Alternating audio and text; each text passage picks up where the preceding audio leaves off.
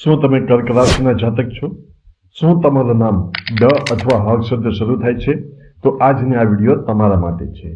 વિક્રમ સંવંત 2082ના મહામાસ એટલે કે અંદાજિત 19 જાન્યુઆરી 2026 થી 17 ફેબ્રુઆરી 2026 કર્ક રાશિના જાતકો માટે એક નવા યુગનો પ્રારંભ ગણી શકાય. આ મહિનાની સૌથી મોટી અને રાહત આપનારી ઘટના એ છે કે તમે શનિની અષ્ટમ પનોતી એટલે કે નાની પનોતીમાંથી મુક્ત થઈ ચૂક્યા છો અને હવે ભાગ્યોદય તરફ આગળ વધી રહ્યા છો. જો કે અન્ય ગ્રહોની સ્થિતિ મિશ્ર ફળદાયી હોવાથી સાવચેતી પણ એટલી જ જરૂરી છે.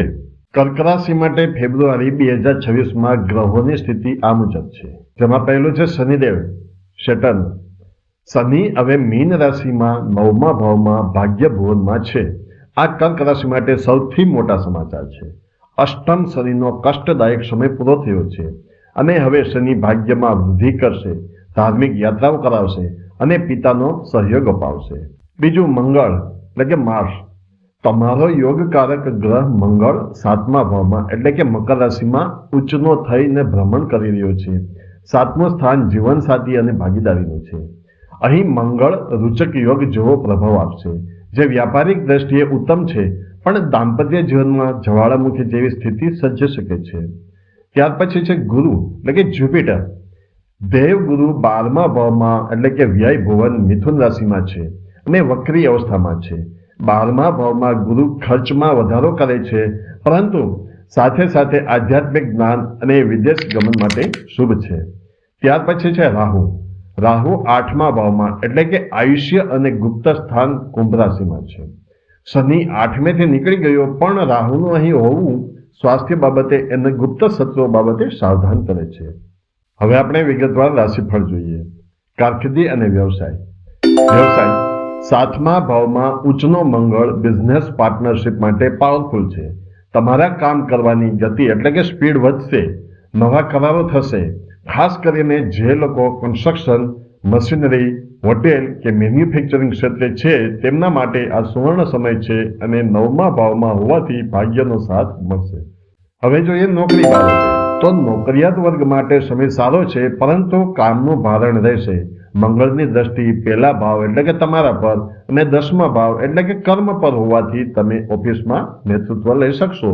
ઉપરી અધિકારીઓ તમારા કામની કદર કરશે. હવે આમાં સાવચેતી એ છે કે 7મા ભાવમાં સૂર્ય અને મંગળ જેવા ઉગ્ર ગ્રહો ભેગા થતા હોવાથી ભાગીદારો સાથે અહંકારનો ટકરાવ ન થાય તેનું ખાસ ધ્યાન રાખવું. કોઈ સાથે કોઈની સામે ઈગો રાખવો નહીં. આર્થિક બાબતો જોઈએ તો આવક સારી અને ખર્ચ વધુ એવું છે. તો આવક જોઈએ તો મંગળ અને શનિની સ્થિતિ આવકના પ્રવાહને ચાલુ રાખશે. વ્યાપારમાં મોટો નફો થઈ શકે છે. અને ખર્ચ બાબતે જોઈએ તો ખર્ચમાં 12મા ભાવમાં ગુરુ હોવાથી ધાર્મિક કાર્યો, હોસ્પિટલ અથવા વિદેશ યાત્રા પાછળ મોટા ખર્ચ થવાની સંભાવના છે. બજેટ ખોરવાઈ શકે છે. રાહુ 8મે હોવાથી અચાનક આવી પડતા ખર્ચ માટે તૈયાર રહેવું. હવે જોઈએ પારિવારિક જીવન અને સંબંધો. આ મહિનો સંબંધો માટે સૌથી નાજુક છે, જેમાં પહેલું છે દાંપત્ય જીવન. તો કે 7મા ભાવમાં ઊંચનો મંગળ અને સૂર્ય જીવનસાથીના સ્વભાવમાં ઉગ્રતા લાવી શકે છે.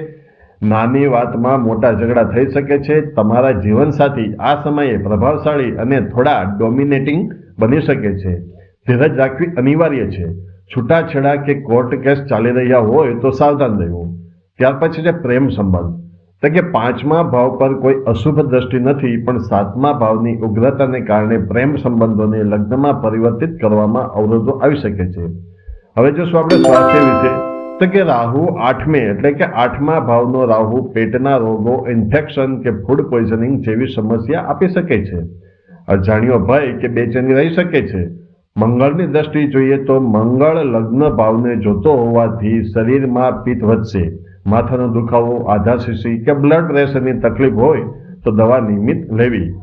વાહન ચલાવતી વખતે સાવચેતી રાખવી, કારણ કે 8મો રાહુ અને ઉગ્ર મંગળ અકસ્માત યોગ બનાવી શકે છે. હવે જોશું શાસ્ત્ર ઉપાય એટલે કે વૈદિક રેમેડીઝ. તો કે વૈદિક રેમેડીઝની અંદર કર્ક રાશિના જાતકોએ આ માસમાં ગ્રહ દોષ નિવારણ અને સુખ શાંતિ માટે આ મુજબના ઉપાય કરવા જોઈએ. હવે જોશું કે મહાશિવરાત્રી વિશેષ ઉપાય. કર્ક રાશિનો સ્વામી ચંદ્ર છે અને ચંદ્ર ભગવાન શિવના મસ્તક પર બિરાજે છે.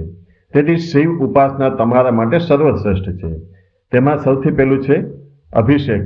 શિવરાત્રિના દિવસે શિવલિંગ પર ગાયનું કાચું દૂધ અને સાકર મિશ્રિત જળથી અભિષેક કરવો. આ માનસિક શાંતિ આપશે. બીજું છે સફેદ આંકડાના ફૂલ, સફેદ ચંદન અને ચોખા એટલે કે અક્ષત અર્પણ કરવા. અને એમાં સાથે મંત્ર એટલે કે ઓમ સોમેશ્વરાય નમઃ અથવા ઓમ નમઃ શિવાયની 11 માળા કરવી.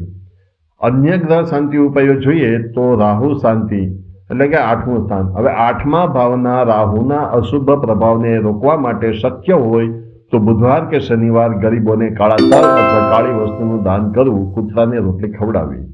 ત્યાર પછી છે ગુરુ શાંતિ એટલે કે 12મું સ્થાન.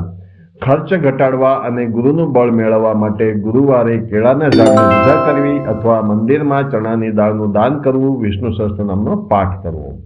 ત્યાર પછી છે 7મા ભાવના ઉગ્ર મંગળને શાંત કરવા માટે રોજ હનુમાન ચાલીસાનો પાઠ કરવો. તેનાથી દાંપત્ય જીવનમાં શાંતિ રહેશે. આમ એકંદરે જોઈએ તો મિત્રો મહામાસ કર્ક રાશિ માટે ભાગ્યનો ઉદય પણ સંબંધોમાં કસોટી જેવો રહેશે. શનિદેવ હવે તમને સાથ આપી રહ્યા છે એટલે અટકેલા કામો પૂરા થશે. માત્ર સ્વાસ્થ્ય અને જીવન સાથેના સંબંધો સાચવી લેશો તો આ મહિનો મોટી સફળતા આપી શકે છે. જો તમે કર્ક રાશિના હોવ તો કોમેન્ટમાં ઓમ નમઃ શિવાય લખવાનું ભૂલતા નહીં. વિડીયો ગમ્યો હોય તો લાઈક કરો, તમારા મિત્રો સાથે શેર કરો અને આવી જ સચોટ જ્યોતિષી માહિતી માટે આપણી ચેનલ લાઈવ એ યુનિક લાઈફ અને સબસ્ક્રાઇબ કરો. ફરી મળીશું નવા વિડીયો સાથે. ત્યાં સુધી રજા આપશો. જય શ્રી કૃષ્ણ, જય માતાજી.